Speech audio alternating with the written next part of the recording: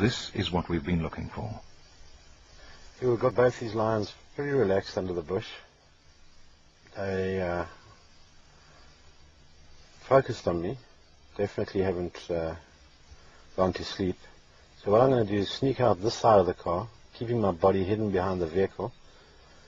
Once I realize that they're completely relaxed with me outside the car, I'm going to get down on all fours and crawl towards them, and that should create some interest, and hopefully it's not too much interest. There's no written recipe on how to approach lions on all fours. So for you folks back at home, don't try this.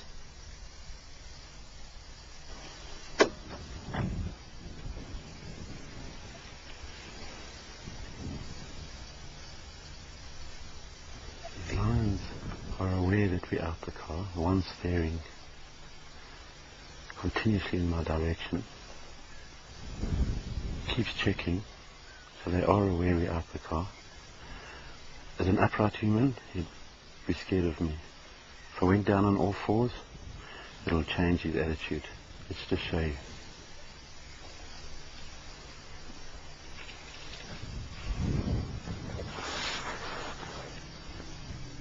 Okay, let's go. Come behind me.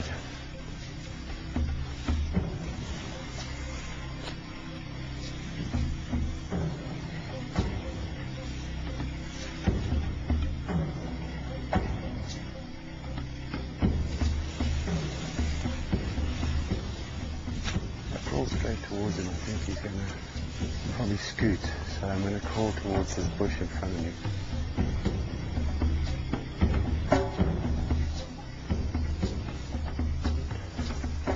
Okay, we've got the undivided attention.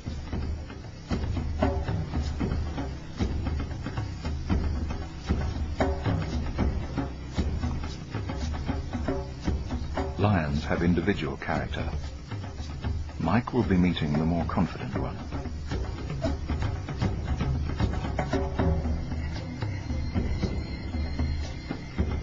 Mike carries no firearm, nor does anyone else in the group.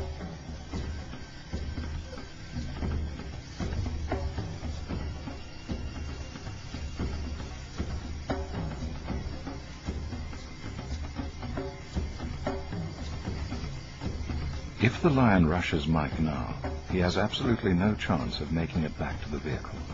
He's getting ready.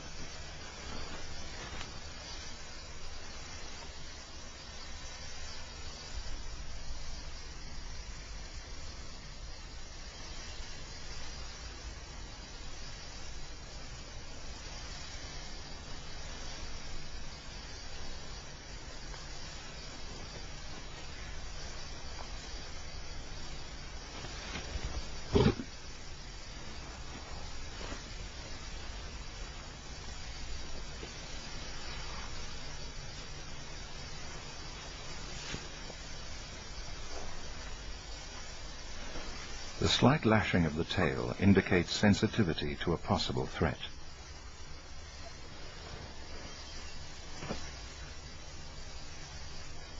Mike has spoken of floating over the edge of the lion's comfort zone. Whether he can exit safely is another matter.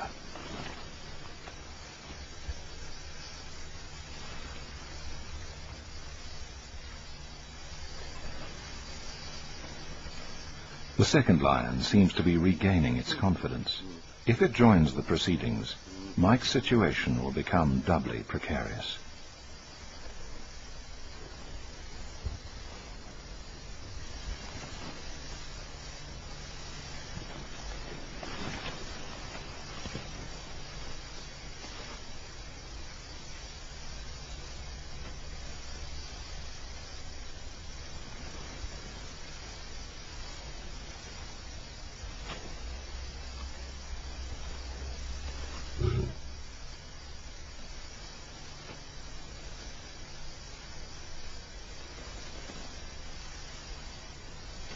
Mike plays the lion along, trying to keep its psyche balanced on the razor's edge between interest and caution, or between attack and retreat. By looking away from Mike, the lion avoids a direct staring match, and at the same time shows its teeth in profile. The pose is partly defensive, partly threatening.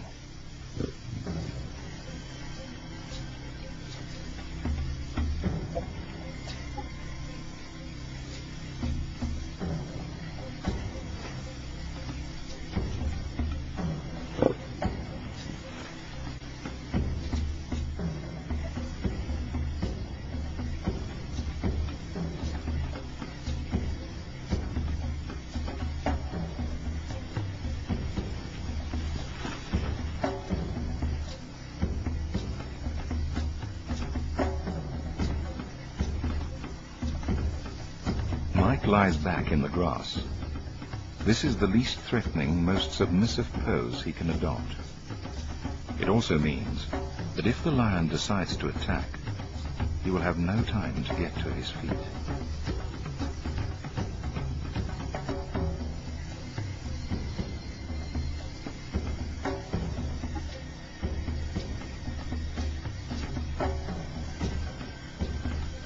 An exploratory jab with a paw could remove Mike's face.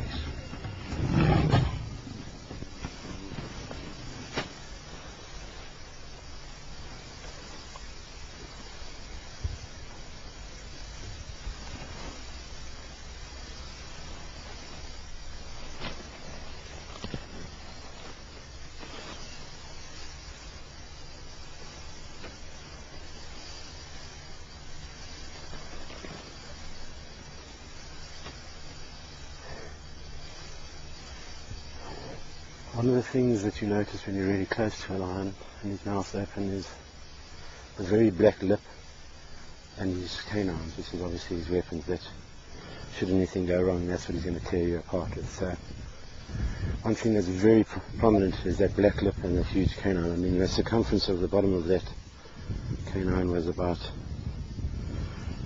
bigger than $1, you know, so very sharp. I could even see the saliva on his lips. And he got very interested in me at the end, came in very close, which probably made him a little more braver than, he was braver than I. I always backed off out of his circle so that I didn't become too obvious a prey. You know, if something doesn't move and he comes in and he sniffs, and he likes what he smells, he's going to give you a cuff. If that cuff knocks you out or injures you, or draws blood, the whole process changes. The cogs go forward and that's what becomes a kill. So are lions man-eaters? This morning it didn't look like. He was very interested as a toy or a plaything, but I don't think he saw me as a food source. You can imagine that you can threaten the king of beasts with a toilet roll, and that's simply not to knock him out with or, you know, shed tears, but it's basically an object that if he comes right in and it looks as though he's going to have a go at me, I'm going to use this either to throw at him, to make contact with him, or to throw past him, which will distract him for a second. It'll catch his eye, and in that second, that's the second I need to get myself out of the predicament I've just got myself into. Would Mike be able